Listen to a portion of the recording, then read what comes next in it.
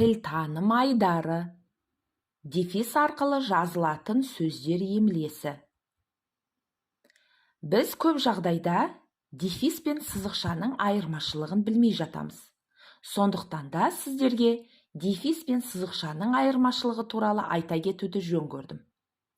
Дефис орфографиялық таңба, яғни дұрыс жазу ережесі бойынша жазылатын таңба.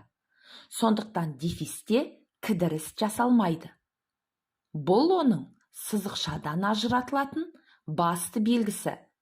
Мысалы, бала-шаға, ата-ана, 58-ші үй. Байқасақ, біз осы сөздерді ешқандай кідіріссіз оқып жатырмыз. Ал енді сызықшаға келсек. Сызықша пунктуациялық таңба. Сызықшада кідіріс болады. Мысалы, бұл менің үйім. Саят жақсы әке.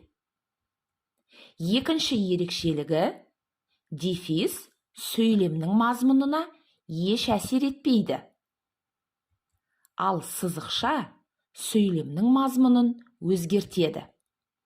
Мысалы, бұл үй деген сөйлемде бұл деген сөзден кейін сызықша қойылады және кідіріс жасалады. Бұл сөйлемдегі бұл бастауыш, үй баяндауыш. Ал енді екінші сөйлемде бұл үй деп ешқандай кідіріссіз айтатын болсақ, мұндағы бұл деген сөз қай үй деген сұраққа жауап беріп, анықтауыштың қызметін атқарады. Сондықтан сызықша сөйлемнің мазмұнын өзгертеді дегеніміз осы. Үшінші ерекшелік. Шартты түрде алғанда дефис сызықшадан қысқаша болады. Ал сызықша дефистен ұзындау келеді. Көп жағдайда оқушылар сызықшаның орнына кішкентай дефис қойып қояды. Сондықтан естеріңізде болсын, сызықшаны қойғанда дефистен ұзындау сызыңыз. Дефис арқылы жазылатын сөздерге келсек, бірінші қайталама және қосарлама қос сөздер дефис арқылы жазылады. Мысалы, көзбе-көз, қап-қара, тау-тау, салдыр-гүлдір, ет-мет дегендер қайталама қос сөздер. Ал келін-кепшік, үлкен-кіші, ел-жұрт деген сөздер қосарлама қос сөздер. Бұлардың барлығы да дефис арқылы жазылады.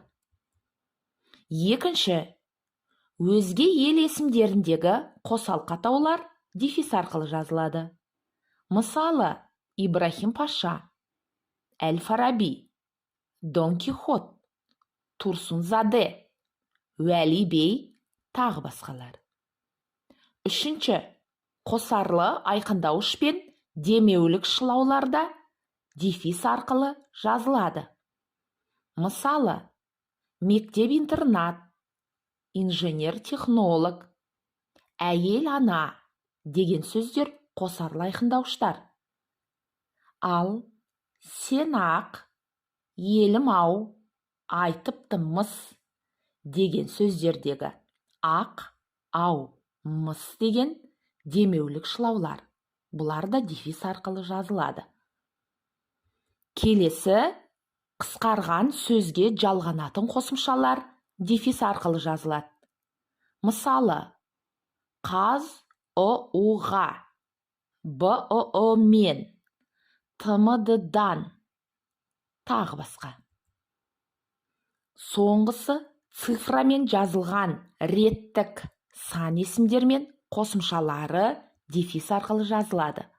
Мысалы, 6-шы сынып, 22-ші пәтер, 50-ден аса, 20-30-дан, тағы да басқа.